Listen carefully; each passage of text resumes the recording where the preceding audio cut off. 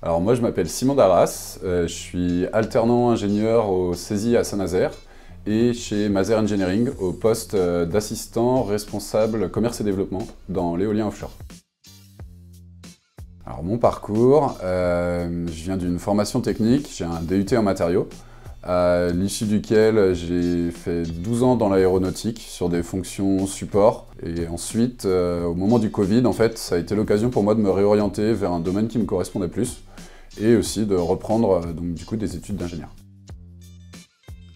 Comme le nom de mon poste l'indique, c'est assister le responsable commerce et développement sur la partie éolien offshore, c'est-à-dire faire de la prospection commerciale, participer au dimensionnement et au développement du service en lui-même.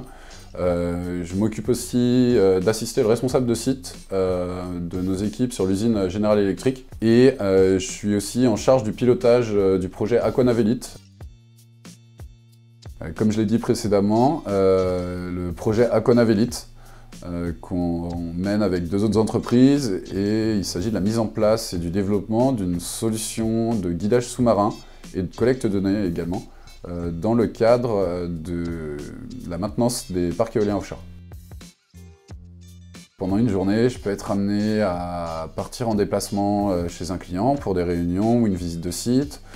Je peux aussi donc, piloter ou participer des réunions en interne chez Maser Engineering ou au sein de notre consortium qu'on a avec les deux autres boîtes dans le cadre du projet Aquanavelite. Je peux aussi me déplacer sur le site de General Electric pour avoir des réunions avec le responsable de site ou l'assister dans les tâches qu'il a à mener. Je participe aussi de manière occasionnelle à des salons sur la région ligérienne, mais aussi par exemple à La Rochelle ou à Lorient, mais aussi à l'étranger, comme à Bilbao en Espagne.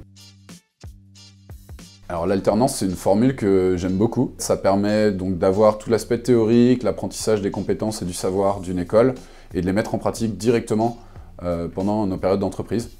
Donc c'est quelque chose que je trouve très valorisant. Alors le premier mot, c'est autonomie. Le deuxième mot, c'est esprit d'équipe. Et enfin, le troisième mot, c'est diversité. Alors je lui donnerai deux conseils. Le premier, c'est savoir définir ses objectifs et ses priorités. Et le deuxième, c'est savoir faire preuve d'adaptabilité.